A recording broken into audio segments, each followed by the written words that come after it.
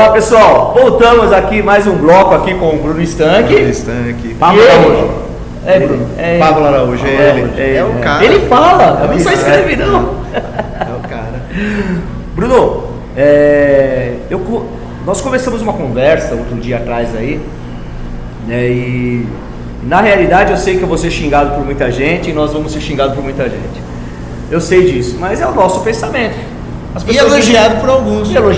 Mas é o nosso pensamento. As pessoas expõem os seus pensamentos. Sem dúvida. Eu não fico chateado quando alguém expõe o seu pensamento. Eu sou contra. Eu apenas sou contra, mas eu não saio falando mal. Eu não saio publicando, eu não concordo com isso, aquilo. Eu guardo pra mim. Eu não gosto. Eu sou contra. Mas pra mim não serve. Mas não saio denegrindo a imagem de ninguém. Eu não saio. Certeza. Tá? E nós estávamos conversando outro dia, nós estávamos falando sobre que gerou até os textos estrutura familiar umbandista. Que eu escrevi um, depois o Bruno escreveu outro, depois o Pablo escreveu outro, aí o Bruno escreveu outro, aí pensei que ia voltar para nós dois. As mãos, quando vocês falaram desse assunto, as mãos queria digitar sozinha. É um assunto que parecia que estava no fundo do mar. Exato. E veio à tona. Isso foi maravilhoso. Mas você usou no seu texto, ou não foi num comentário que você fez no meu texto, que você chamou a atenção para um detalhe. É um fundamento que está adormecido na consciência religiosa, na nossa consciência religiosa. Então mas é isso mesmo, adormecido. Eu entendo, tá? Quando as pessoas falam, não precisa me chamar de pai, não precisa me chamar de mãe, que eu sou humilde, eu entendo essa humildade, mas isso já vem trazido da espiritualidade. Quem tem o grau tem que ser respeitado. Quem tem o grau tem que ser, não é venerado, mas tem que ser respeitado, tem que ser honrado. Tá? Eu não exijo que ninguém me chame de pai, é verdade, eu não exijo. Mas eu me coloco perante a todos como pai. Como pai. Ô Paulo, eu penso que essa questão de ser pai ou mãe de uma família de terreiro, ela, primeiro assim, não é status, não faz ninguém melhor que ninguém. Sim. Muito pelo contrário, você é colocado, justamente é lhe dado uma oportunidade de ser colocado para exercer uma função paterna ou materna espiritual. É só o exercício de uma função, né? Que é claro que se foi dado é porque você foi filho. Sim. A não ser que seja filho de chocadeira, né? Não, porque a gente conhece, a gente sabe que tem alguns, infelizmente, a gente sabe que tem alguns filhos de chocadeira, que nem ele sabe dizer de onde ele veio, qual é a raiz espiritual dele, qual é a origem espiritual dele, por que ele chegou, como que ele chegou àquele, ele se autodenomina, né? Graduado, ou pai ou mãe de santo, faz um ritual próprio lá para ele, que só ele entendeu. Eu fiz isso uma analogia outro dia, aliás, monta um terreiro e é pai ou mãe de santo. Aliás, Adérito, Beto, os dois fizeram um vídeo lá, os dois juntos, os dois fizeram junto, o Beto Anjo e o Adérito. Eles ficam bonitinhos juntos. Eles falaram assim, não existe combustão espontânea. Não existe, é verdade. Aí você verdade, esse vídeo. Você assistiu esse chocadeira, assistiu o vídeo deles, claro. Vocês gravaram, abraço, filhões. Papo de sacerdote deles. Então foi alguma coisa assim, não existe combustão espontânea. Eles gravaram um vídeo que fala exatamente isso que você falou. Até existe, né? Mas são assim, os ícones. São os ícones. Eu sempre falo isso, nós não podemos nos comparar com os ícones. O gênio não absorve nada, ele inventa. A gente não pode se comparar. Ele cria coisa. Exato, a gente não pode se comparar com o Zélio Fernando de Moraes. A gente não pode se comparar com o pai Benjamin Figueiredo. De jeito nenhum. Leal de Souza. Não, se comparar a eles, é uma vaidade.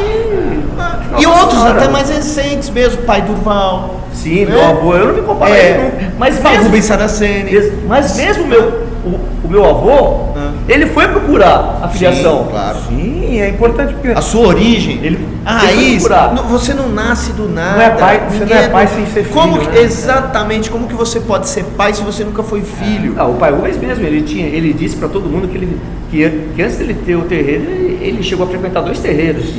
Isso está inclusive depois do... 2 terreiros, quer dizer, ele foi filho, ele teve o segmento dele.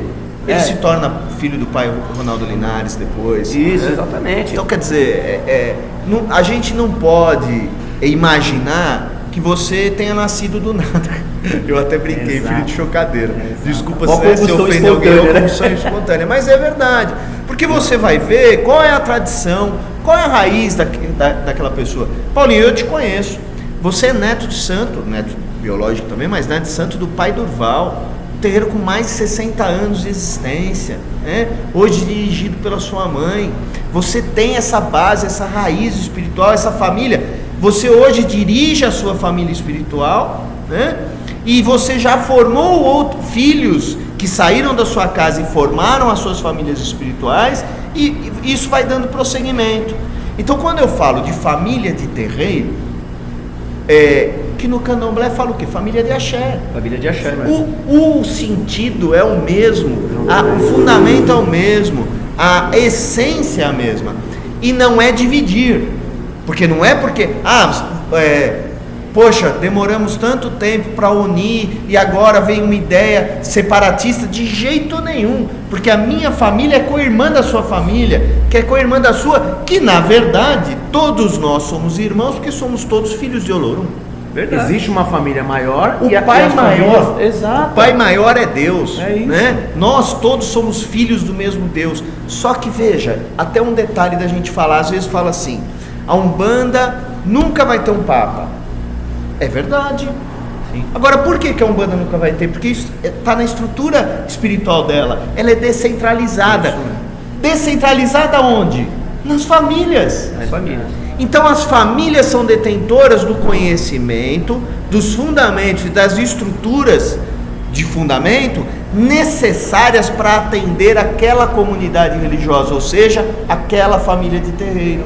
Verdade. E atende em todas as suas necessidades.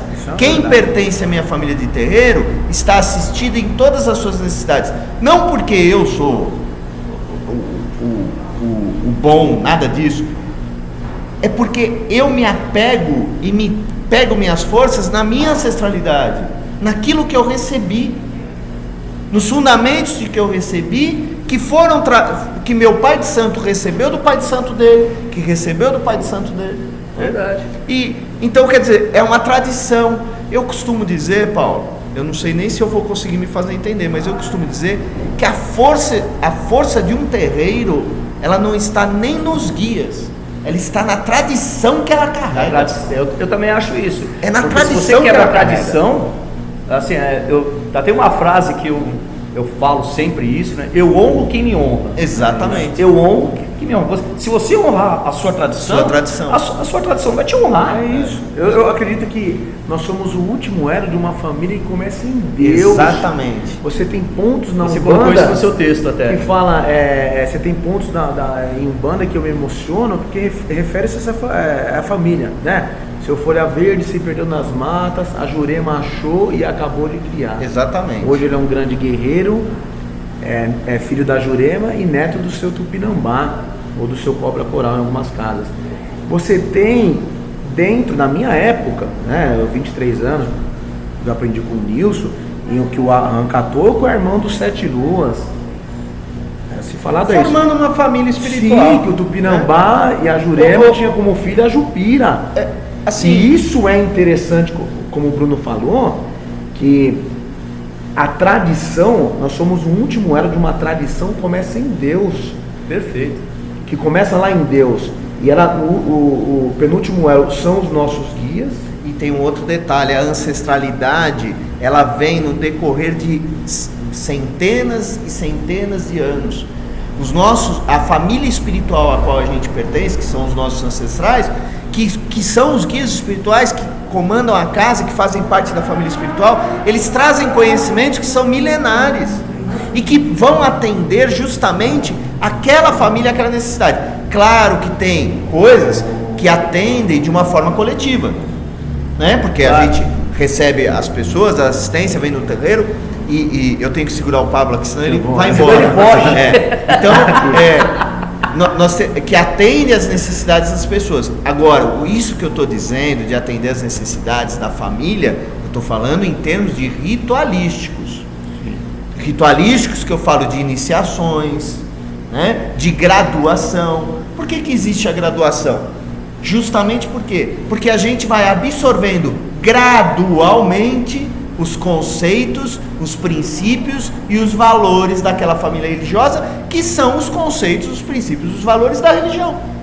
Perfeito. É isso mesmo. O problema é que às vezes as pessoas querem se antecipar na graduação.